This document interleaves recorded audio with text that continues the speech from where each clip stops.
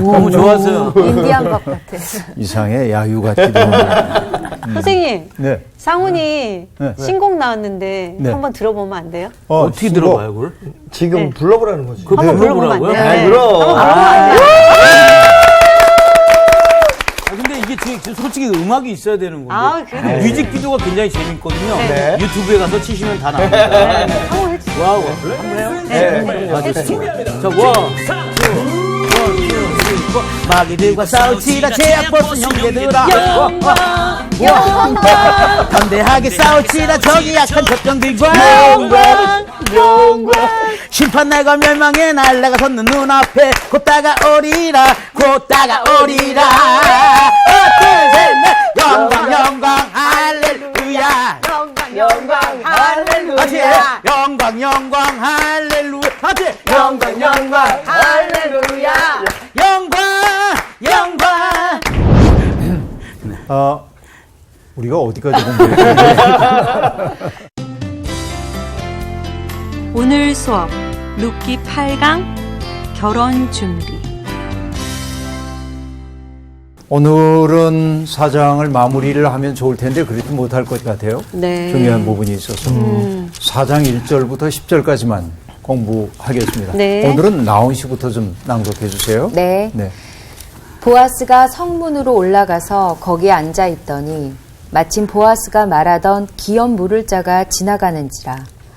보아스가 그에게 이르되 아무개여 이리로 와서 앉으라 하니 그가 와서 앉으매 보아스가 그 성읍 장로 10명을 청하여 이르되 당신들은 여기 앉으라 하니 그들이 앉으매 보아스가 그 기업 물을 자에게 이르되 모압 지방에서 돌아온 나오미가 우리 형제 엘리멜렉의 소유지를 팔려 함으로 내가 여기 앉은 이들과 내 백성의 장로들 앞에서 그것을 사라고 내게 말하여 알게 하려 하였노라. 만일 내가 물으려면 물으려니와 만일 내가 물으지 아니하려거든 내게 구하여 알게 하라. 내 다음은 나요. 그 외에는 물을 자가 없느니라 하니 그가 이르되 내가 물으리라 하는지라. 보아스가 이르되 내가 나오미의 손에서 그 밭을 사는 날에 곧 죽은 자의 아내 모압 여인 루색에서 사서 그의 죽은 자의 기업을 그의 이름으로 세워야 할지니라 하니 그 기업 물을 자가 이르되 나는 내 기업에 손해가 있을까 하여 나를 위하여 물으지 못하노니 내가 물을 것을 내가 물으라 나는 물으지 못하겠노라 하는지라. 옛적 이스라엘 중에는 모든 것을 물으거나 교환하는 일을 확정하기 위하여 사람이 그의 신을 벗어 그의 이웃에게 주더니 이것이 이스라엘 중에 증명하는 전례가 된지라. 이에 그 기업 물을 자가 보아스에게 이르되 내가 너를 위하여 사라 하고 그의 신을 벗는지라. 보아스가 장로들과 모든 백성에게 이르되 내가 엘리멜렉과 기룡과 말론에게 있던 모든 것을 나오미의 손에서 산 이래 너희가 오늘 증인이 되었고 또 말론의 아내 모압 여인 룻을 사서 나의 아내로 맞이하고 그 죽은 자의 기업을 그의 이름으로 세워 그의 이름이 그의 형제들 중과 그곳 성문에서 끊어지지 아니하게 하며 너희가 오늘 증인이 되었느니라 하니. 네. 네. 자, 여러분 오늘 이 그 첫 장면은 드디어 이제 보아스가 롯을 아내로 맞이하기 위한 절차에 네. 돌입합니다. 냉철하게 일 네. 처리해 나가는 거죠. 보면은 성문에 올라가서 사람들을 기다립니다. 네. 성문, 이건 어떤 것이죠? 옛날 도성들을 보면요. 문이 도시 건설이라고 하는 게 보면 성이 이렇게 있잖아요. 네. 성이 있어요. 그리고 성에는 성도 있고 곽도 있습니다. 네. 성곽. 네. 바깥으로 둘러쳐진 네. 해자가 있고 밖에 있는 것을 곽이라고 했던 것 같아요. 그러니까 성 안에는 굉장히 다양한 사람들이 살게 되는데 공공 건물이 있겠죠. 네. 예를 들면 옛날로 얘기하면은 공공 건물, 그러니까 관료들이 거주하고 있는 공간, 공용적 공간들이 있을 거고 또 거기에다 부유한 사람들이 머물고 있는 자리들, 부유한 사람 땅을 좀 넓게 차지하고 있었을 거고, 그리고 남은 부분에 이제 사람들이 몰려 살아야 하는데 사람들은 다 성한 백성이 되기를 원합니다. 왜냐하면 왜 저기 쳐들어오면 성 밖에 있는 사람들은 보호받기가 어렵기 때문에 성 안으로 들어와 살고 싶어요. 이 안에. 네. 그러니까 여러분 고대 세계의 성 안의 인구 밀도는 요즘 못지 않았다. 그러네요. 1세기 팔레스타인을 연구한 고고학적으로 연구한 사람들의 연구 결과를 보다 보면 누가 그렇게 표현을 했습니다. 1세기의 팔레스타인과 지금의 이제 터키 지역인 소아시아 지역, 그리스 지역, 이 지역의 성 안의 인구 밀도는 뉴욕 못지않았다. 뉴욕보다 인구 밀도가 더 높았다. 그렇게 얘기를 합니다. 그러니까 그건 뭐냐면 내가 안전하고 싶어하는 욕구이죠. 전부 들어와서 살아요. 내 삶의 자리가 성 안이 아니라 성 밖이라 해도 마찬가지입니다. 농토는 여기 있고 삶은 여기서 살고 싶어 하는 거죠. 네. 그러니까 성문은 수많은 사람들이 드나드는 장소였습니다.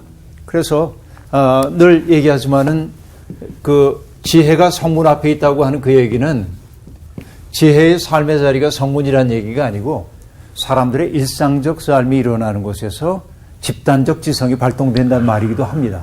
어떻게 보면. 그래서 옛날에 사법제도가 정비되기 전에는 사람들이 어떤 어려운 문제가 있을 때 성문으로.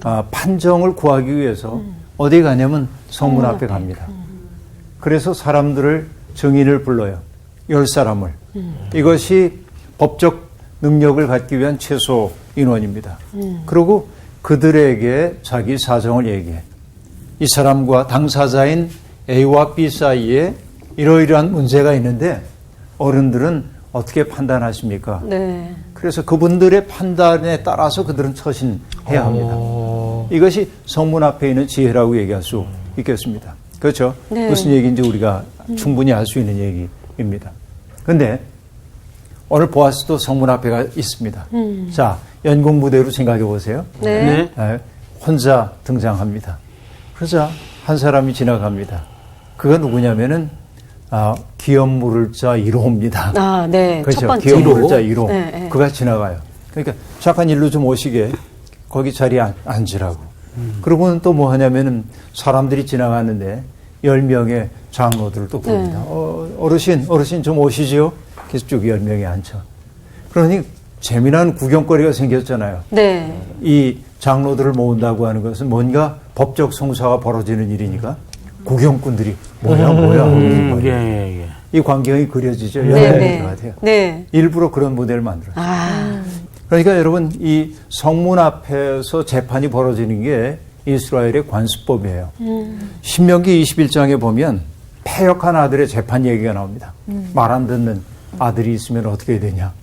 성문 앞에 가서 장로들을 모으고 얘기를 해야 돼. 얘가 부모 말은 듣지도 않고 술만 먹고 네. 방탕하고 패역해요. 어떻게 할까요? 그러면 판결을 어떻게 하도록 되어 있냐면 네. 돌로 쳐 죽이래. 돌로 쳐 죽이라고. 이스라엘 가운데 그런 악을 제거해야 되는데 무시무시한 법이 나옵니다.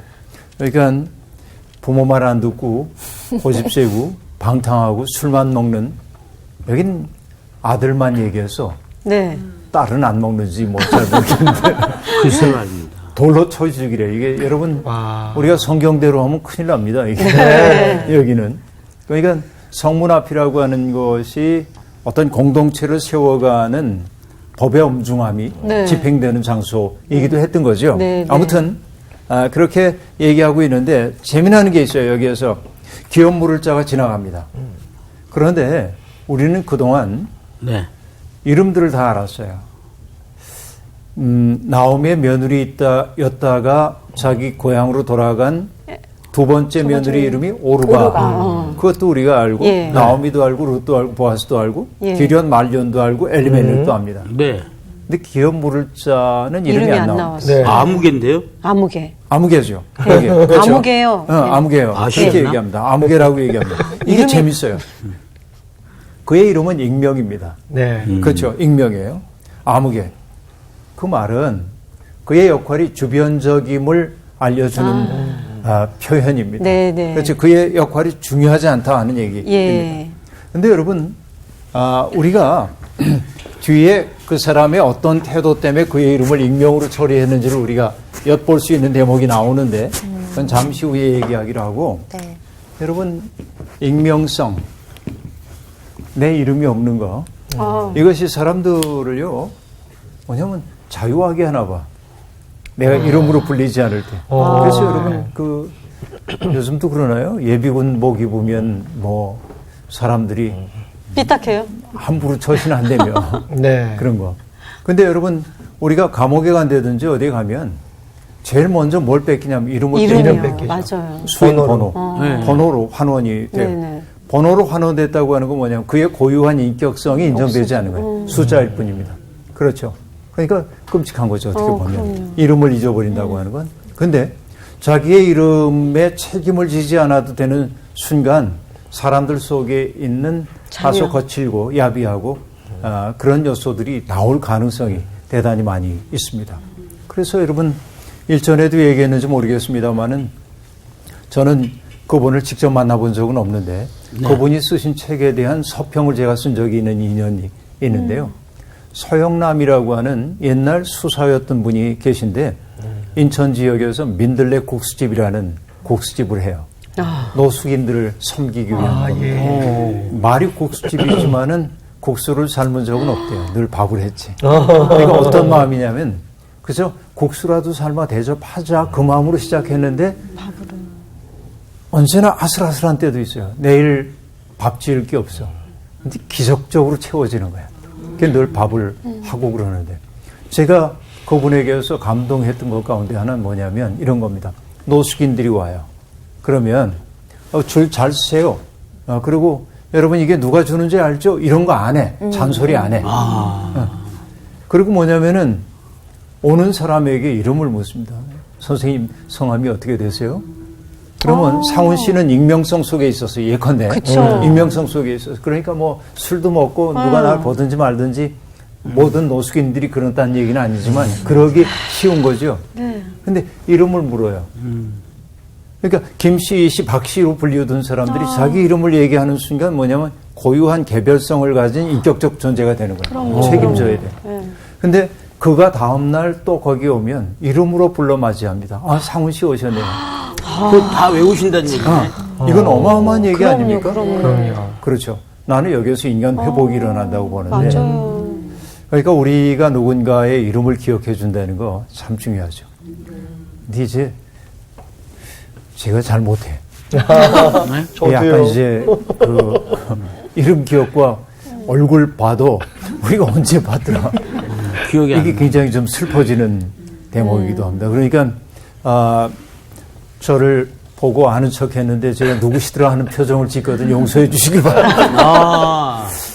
이게 이제 슬픈 일이지만 그런 경우가 더러 있어요. 근데 여하튼 익명의 그림자 뒤에 숨어서 야비한 일을 하는 사람들이 있는데 아무튼 이 사람이 야비하다는 얘기는 아니고요. 네. 자, 재미나는 게 뭐냐면 다시 한번 복습해 봅니다. 보아스가 등장했습니다. 네. 무대 위에. 그 다음에는 기업물을 책임이 있는 사람이 등장합니다.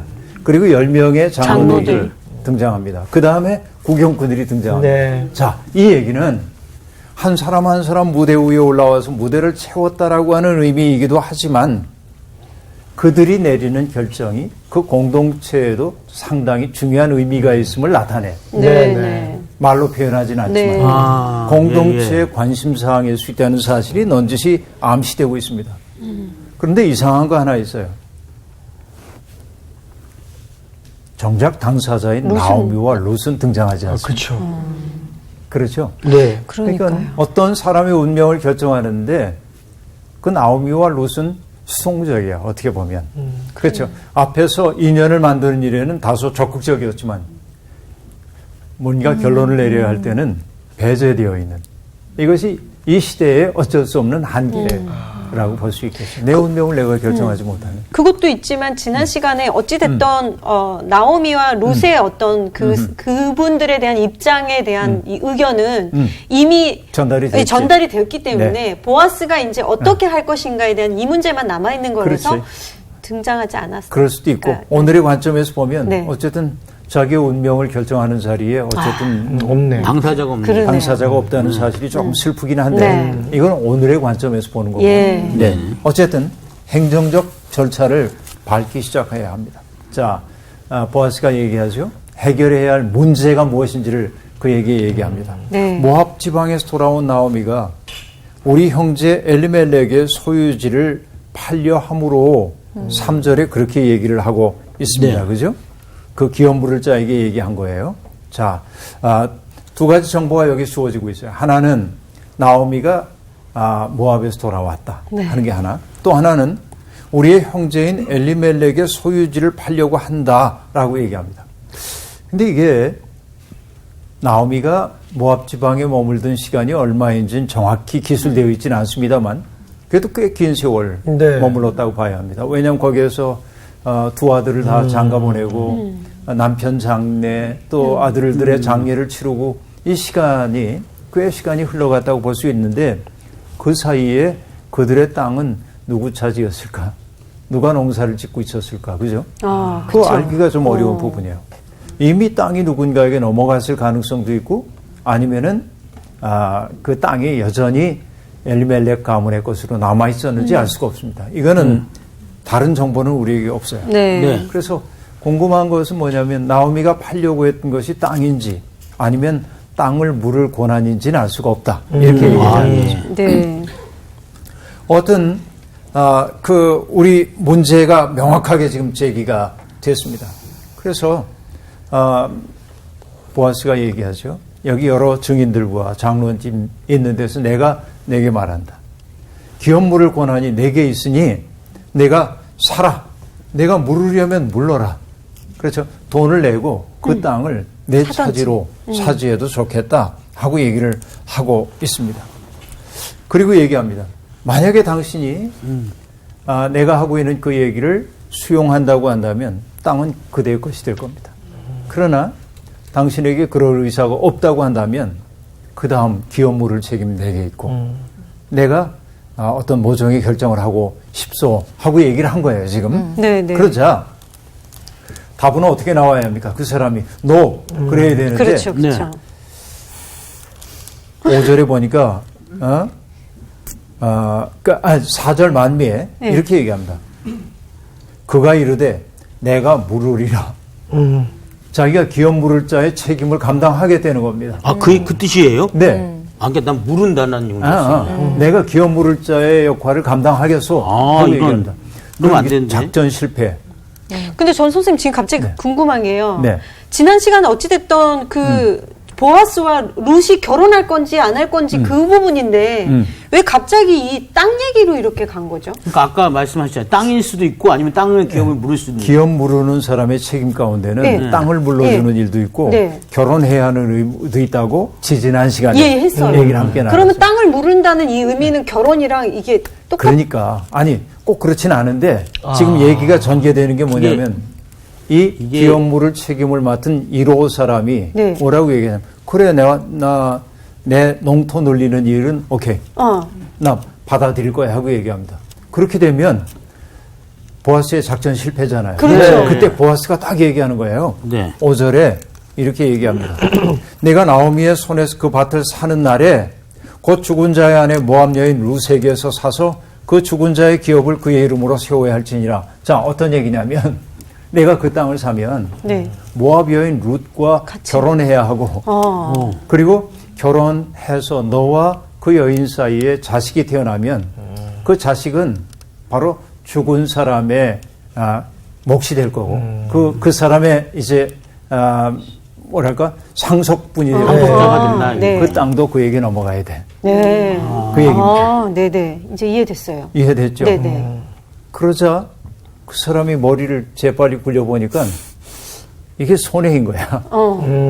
결혼할 생각도 없거든요. 땅은 갖고 마음이 있는데. 있어요. 네네. 그러나 결혼을 하는 것도 생각해 봄직하지만 결혼해서 자식을 낳으면 그 땅이 자식이 그렇죠? 되네. 룻의 남편의 자식이 돼야 하고 네. 돌아간 남편의 그리고 그 땅도 그의 몫으로 돌아가야 돼? 네네. 그럼 자기에게 손해야. 그렇죠, 그렇죠. 그래서 그 얘기를 합니다. 내가 그 땅을 그 살 마음이 있었지만 그러나 내 기업에 손해가 있을 것 같아서 나는 물으지 않겠다. 내가 물을 것을 내가 물으라. 나는 물으지 못하겠노라. 이렇게 얘기하고 있습니다. 여러분, 이 사람이 나쁜 사람이라고 얘기할 수는 없어요. 네네. 뭐 그럴 수 있지. 그렇죠. 그럴 수 있죠. 사람이. 아니 더군다나 이분은 지금 기업 물을 짜는 이분은 지금 룻을 본 적이 있는지 없는지 모르는데 결혼까지 얘기하니까 그러니까. 그럴 수 있죠. 그럴 수 쌍 있지. 얘기만 해도 괜찮아요. 예, 그렇죠. 여기서 재미나는 게 나옵니다. 똑같은 사건을 바라볼 때 여러분 저는 북한산을 상당히 많이 올라갔는데 네. 수백 번. 되게 험하던데. 네? 산이 너무 험해요. 수백 번을 올라갔는데 근데 수백 번을 올라가도 그 북한산을 내가 다 안다고 얘기할 수 없습니다. 볼 때마다 새로워요. 네. 왜냐하면 계절에 따라서 다르고 보는 각도에 따라서 다르고요. 내 마음 상태에 따라서 다르고 바람 불 때 다르고 눈 올 때 다르고 비 올 때 다르고 다 달라요. 맞아요. 그러니까 산은 수없이 많은 얼굴을 가지고 있어요. 네. 그러니까 동일한 산을 똑같이 보는 건 불가능합니다. 모든 사람들이. 네. 그렇죠? 네. 사람들은 뭐냐면은 선택적 지각을 해요. 자기가 듣고 싶은 거, 보고 싶은 것만 봅니다. 네. 똑같은 사람들이 이제 거리를 지나가. 근데 지나가는데 어떤 사람은 미장원만 보고, 누구는 옷가게만 보고, 맞아요. 누구는 맞아요. 커피집만 보고, 맞아요. 그러는 거예요. 이걸 선택적 지각이라고 선택적 하는데, 지각. 사람마다 보고 싶은 것만 보는 거예요. 그런데 동일한 사안을 놓고도 어떤 사람은 그것을 내게 손해냐 이익이냐의 관점에서 손익의 관점에서 보는 사람이 있습니다. 네. 꼭 나쁘다고 얘기는 못해요. 네. 그런데 그것이 도덕적이냐, 공적 유익이 있느냐, 그렇죠. 이런 관점에서 먼저 보는 사람도 있습니다. 네, 네. 그러니까 이 사람이 옳고 이 사람이 그러다고 우리 함부로 말하진 맙시다. 네. 네. 그러나 우리가 아는 건 뭐냐면 적어도 이 사람보다 이 사람들 덕분에 네. 세상이 조금은 나아져. 맞아요. 네. 그런 거 있죠. 네, 예. 여러분, 고대에 그리스에서 소피스트라는 사람들이 있었습니다. 들어보셨나요? 네. 철학자들. 소피스트. 궤변론자라고 우리말로 번역되기도 했었는데 이게 잘못된 번역입니다. 소피스트는 소피아의 사람들이에요. 지혜로운 사람들입니다. 이 사람들이. 뭐냐면 도시국가였어요. 그리스가. 도시국가에서는 도시국가의 정치체제가 있으니까 내가 입신 출세하려면 말을 잘해야 돼. 네. 변론술이 중요해요. 이 소피스트들은 변론술을 가르쳐 사람들에게. 그래서 출세할 수 있는 길을 알려주는 거예요. 그들에게 중요한 건 논쟁에서 내가 이기냐 지냐지 어느 게 옳으냐 그러냐는 아니에요. 네. 이게 소피스트들입니다. 근데 소피스트들은 손익의 관점에서 세상을 보도록 만들어줘요. 예를 들어서 미란시 견해가 옳아 분명히. 네.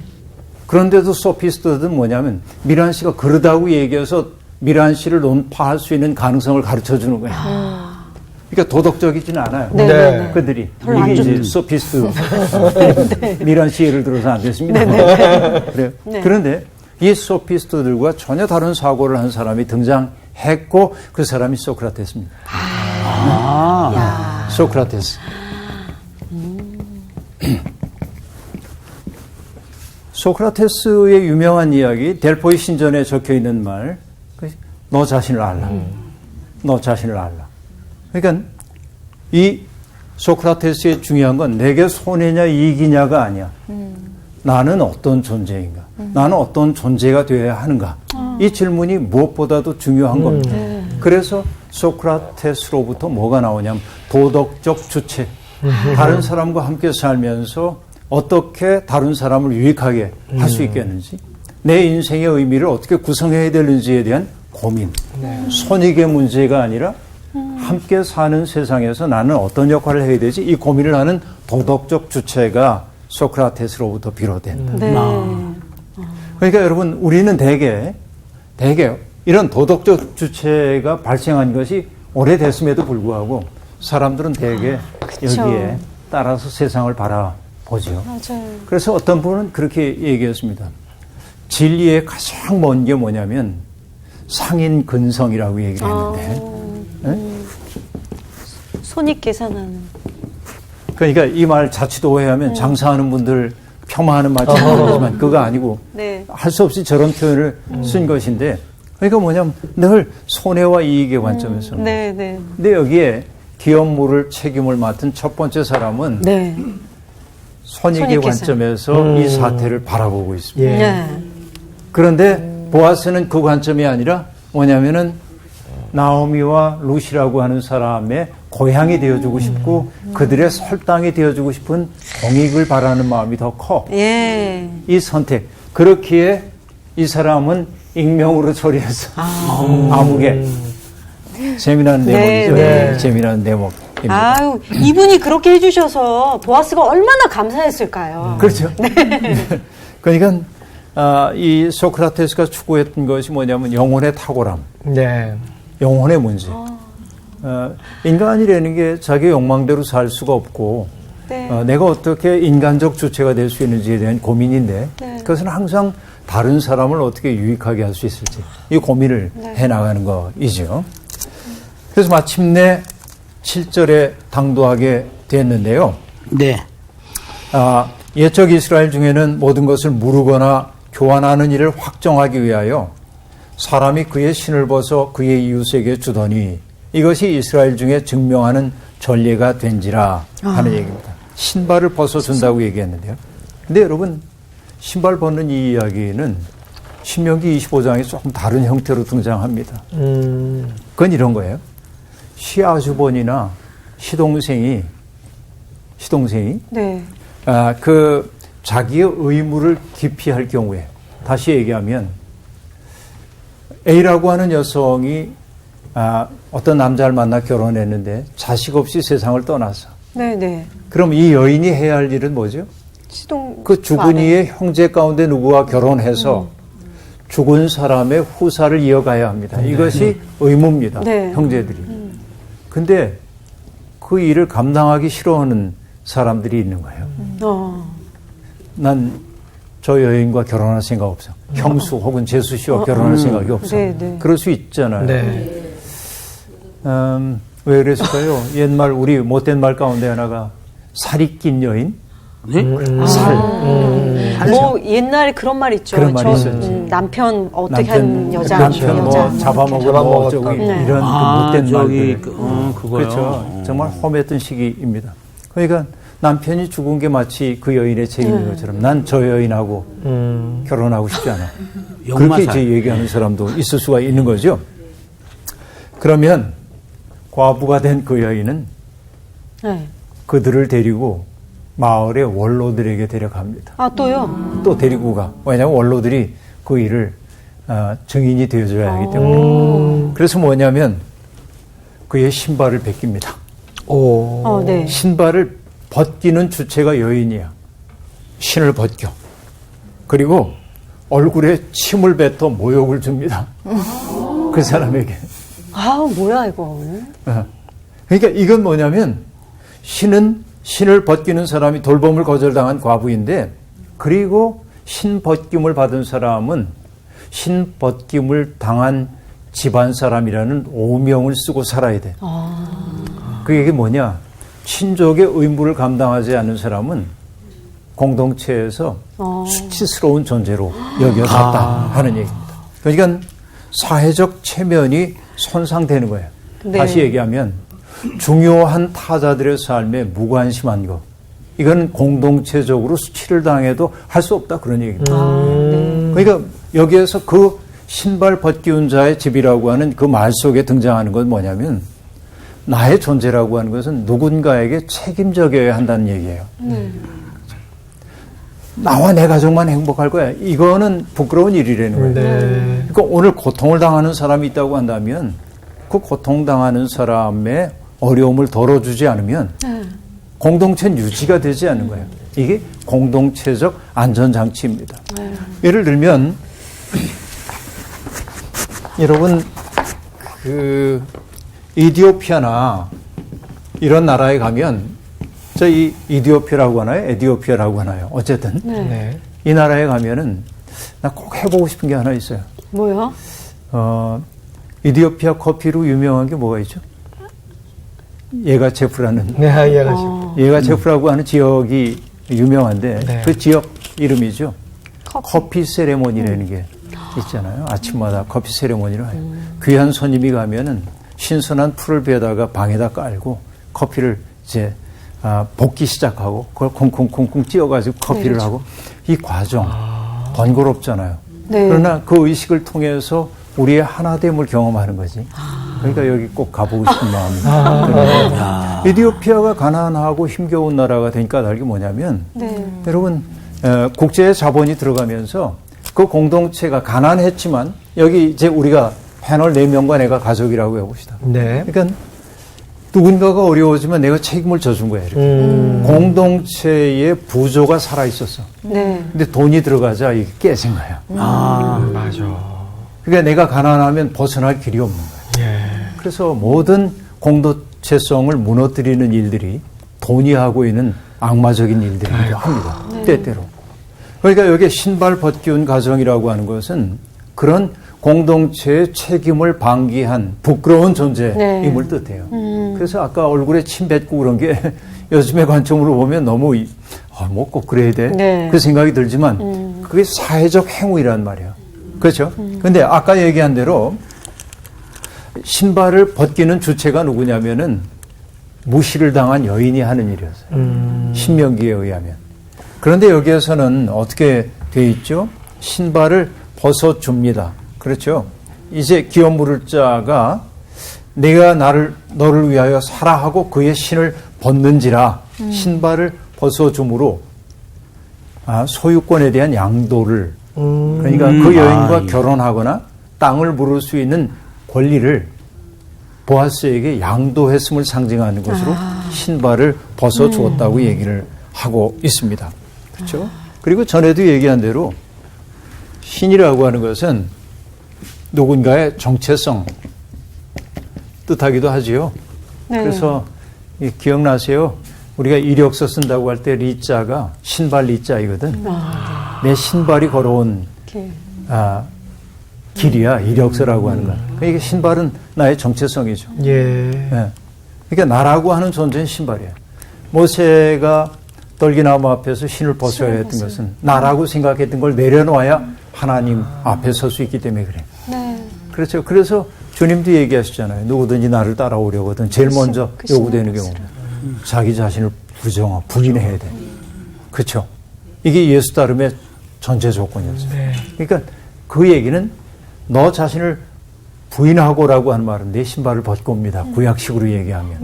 근데 여기 신발을 벗어서 줬다는 행위는 꼭 그런 의미는 아니지만 자신에게 주어져 있는 권리를 양도한다는 의미를 갖고 있다고 볼 수 있습니다. 자, 8절. 이에 그 기업 물을 자가 보아스에게 이르되 내가 너를 위하여 사라 하고 그의 신을 벗는지라. 여러분 사라라고 하는 단어가 오해의 소지가 있어요. 여성이 소유물이라는 뜻으로 이해될 수도 있습니다. 그러나 여기서는 그 뜻 아닙니다. 신족의 의무를 수행해라. 내가 그런 의미로 받아들이면 되겠습니다. 그리고 9절 보아스가 장로들과 모든 백성에게 말합니다. 내가 엘멜렉과 기련과 말론에게 있던 모든 것을 나오미의 손에서 산 일에 너희가 오늘 증인이 되었고 라고 말합니다. 네. 여러분 이 대목에서 놀라운 일을 봅니다. 뭐냐면 보아스가 엘리멜렉, 기련, 말론의 이름을 호명하고 있어요. 그들은 이미 죽은 사람이에요. 그렇죠. 죽은 사람인데 그들을 호명하고 있습니다. 그래서 그 이름을 호명하면서 밭에 대한 권리는 물론이고 말론의 아내였던 롯에 대한 권리도 자기에게 있음을 선언하고 있는데요. 어찌 보면 사람들의 기억 속에 잊혀질 수도 있었던 이름들을 하나하나 호명함으로 기억 속에 그들을 환기함으로 그들은 살아있는 사자가 되고 있어요. 이게 종교학에서는 죽은 자들을 뭐라고 하냐면 살아있는 사자. 사자 라이언이 아니라 죽은 자예요. 이 사람은 죽었어. 네. 죽었어. 그러나 뭐냐면 누군가를 기억할 때, 그의 죽음을 기억할 때 그는 살아있어서 오늘 우리의 삶에 영향을 줘요. 네. 그러니까 여러분, 독재자들이 제일 먼저 말살하고 싶어 하는 게 뭐냐? 자기들의 부끄러운 일들에 대한 기억을 말살하고 싶어 합니다. 그렇죠. 독재자들뿐만이 아니죠. 일본에서 일본에서 한국 국적을 가지고 살고 있는 사람들, 소위 자이니치라고 하는 이런 사람들, 그들은 너무나 큰 어려움들을 겪어냈는데 그것이 일본은 잊혀지길 원하죠. 그러나 그것을 잊는 순간 우리의 정체성이 흔들릴 수도 있죠. 그래서 기억투쟁을 통해서 끝없이 상기해내지 않으면 안 되는 거죠. 근데 어쨌든 죽을 수도 있는, 사라질 수도 있는 그들의 이름을 기억해내므로, 그들을 환기시킴으로 그들과의 우정의 연대 공동체를 만들고 있어요. 산자와 죽은 자가 함께 연결되고 있음을 알 수 있습니다. 이게 대단히 중요한 일이라고 볼 수 있어요. 그 다음에 10절에 이렇게 말합니다. 또 말론의 아내 모압 여인 룻을 사서 나의 아내로 맞이하고 그 죽은 자의 기업을 그의 이름으로 세워 그의 이름이 그의 형제 중과 그곳 성문에서 끊어지지 아니하게 하며 너희가 오늘 증인이 되었느니라. 자, 죽은 자의 기업을 그의 이름으로 세워서 그의 이름이 사라지지 않게. 여러분, 이것이 아까 얘기했던 어찌 보면 도덕적 주체, 이 말이 적절치 않다면 신앙적 주체가 할 수 있는 소중한 일인 것을 알 수 있어요. 그렇죠? 그렇게 얘기하고 있습니다. 근데 여러분, 흥미로운 건 뭐냐면 5절에서 죽은 자의 아내로 지칭되고 있었던 룻이 여기에선 말론의 아내라고 지칭되고 있습니다. 그리고 왜 보아스는 굳이 1장부터 4장에 이르기까지 룻이 늘 모압 여인이라는 말로 지칭되곤 했는데 굳이 여기에서까지 모압 여인으로 칭하고 있을까 생각해 봅니다. 사실 이스라엘 역사에서 모압 사람들은 안 좋은 기억을 갖고 있는 사람들입니다. 그러니까 적대감이 그들에게 있었습니다. 그런데 이 보아스는 그의 이름 속에 모압 여인이라는 말을 다시금 상기시키므로 우리가 이방 사람들에 대해 품고 있는 우리의 적대감 혹은 터무니없는 우월의식이라고 하는 게 적절한 것인지 묻고 있는 거예요. 그렇죠. 그러니까 이건 뭐냐면 핏줄, 선민의식 혹은 핏줄의식 이런 것이 하나님이 보시기에도 정말 소중한 것인지 보아스는 넌지시 역설적으로 묻고 있는 겁니다. 사실 이런 것보다 더 중요한 게 그동안 우리가 봤던 것이 뭐죠? 고통받는 이들에 대한 연대의 마음이에요. 어떻게 내가 그를 도울 수 있을까? 그를 돕기 위해 지난 시간 말미에 얘기했던 대로 배려하는 마음. 이런 것이 이것을 넘어선다고 하는 사실을 일깨워주고 있습니다.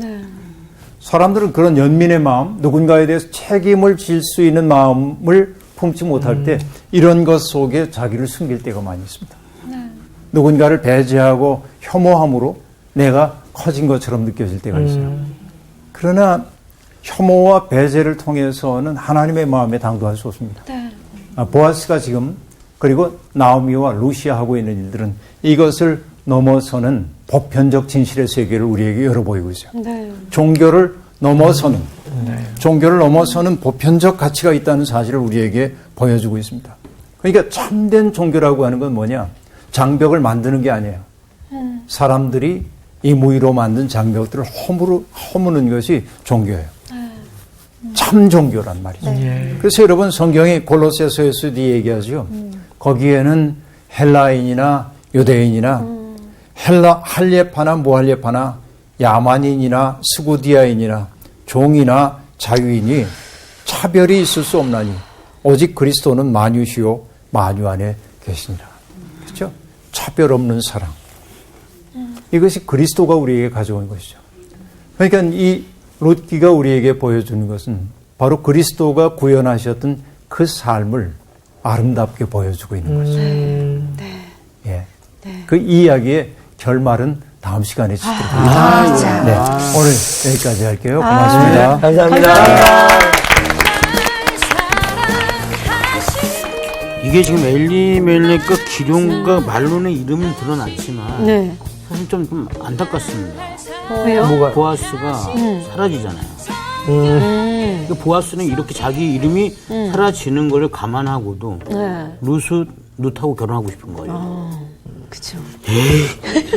저는 오늘 이 어떤 뭐랄까 이스라엘의 어떤 규례 의식이잖아요. 이런 게. 네네. 근데 이런 거를 몰랐는데 이 성서학당 선생님의 이 설명에 의해서 하나하나 풀어나가니까 너무 재밌었어요. 그죠. 그리고 또 한 가지 내가 어떤 거를 할 때 손익 계산인 것 같아요. 아니면 나는 정말 도덕적으로 공동체 그거를 생각하고 있는 사람인지 이 부분이 되게 좀 저한테 질문되는 어떤 부분이에요. 두 개가 공존하는 것 같아요. 네. 나는 정말 보아스가 너무 좋아요. 정말 이렇게 멋있는 큰 사람. 그리고 말하는 걸 보면 다 이렇게 신의 언어를 쓰는 것 같아요. 하나님 사람 같아요. 그래서 이런 사람처럼 살고 싶다. 그 보아스가 정말 착한 거 아니에요, 진짜? 그러니까요. 근데 왜 요즘 여자들은 나쁜 남자 좋아하는 거예요? 난 물어보고 싶어요. 아니요, 보아스 같은 남자 좋아합니다. 멋진 남자 네. 정말 보았습니다. 그거 보아스. 오 다음 주 너무 기대됩니다. 기대돼요. 다음 주에 결혼하겠죠? 네, 다음 주에 만나요. 자, 파티! 이번 주 퀴즈입니다. 여호수아를 속여 이스라엘과 화친 조약을 맺은 족속은 누구인가요? 1번 아모리, 2번 기브온, 3번 브리스. 정답을 아시는 분은 CBS 성서학당 홈페이지에 정답을 올려주시거나 우편으로 보내주시면 됩니다. 선정되신 분들에게는 하나님의 말씀을 전 세계에 보급하는 대한성서공회에서 성경, 송태근 선생님의 교회가 알고 싶다, 김기석 선생님의 욕, 예레미야 산책, 끙끙 앓는 하나님, 성경 통독을 위한 최고의 자습서 성경 2.0 가운데 하나를 드립니다.